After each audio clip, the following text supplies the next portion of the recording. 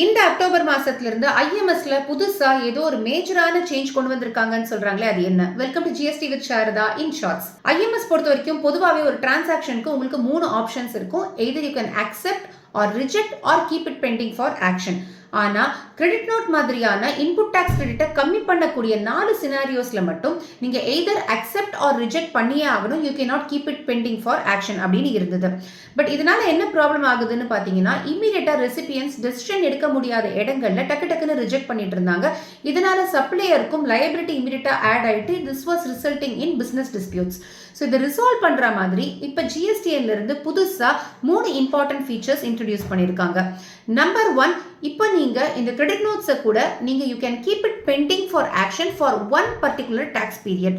So ஒரு பீரியடுக்கு நீங்க அதை பெண்டிங் வச்சுட்டு நெக்ஸ்ட் பீரியட்ல you can take the decision either to accept or reject the transaction. Second feature என்ன அப்படின்னு பார்த்தீங்கன்னா, you can do partial acceptance also.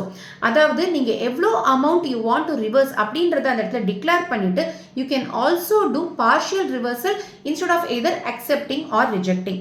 And third important feature is, நீங்க இதை ரிஜெக்ட் பண்ணணும் அப்படின்னு டெசிஷன் எடுத்தீங்கன்னாலோ இல்லை பெண்டிங் வைக்கணும்னு நினைச்சீங்கன்னாலோ அதுல உங்களோட ரீசன்ஸ் என்ன அப்படின்றத நீங்க ரிமார்க்ஸ் மூலமா கொடுக்க முடியும். இந்த ரிமார்க்ஸ் உங்களோட சப்ளையருக்கும் போய் சேரும்.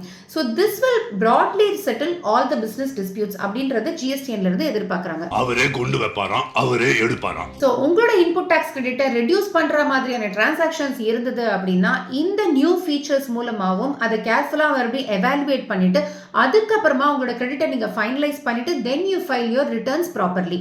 Hope you find this video useful. தொடர்ந்து பேசுவோம். GST with Saradha.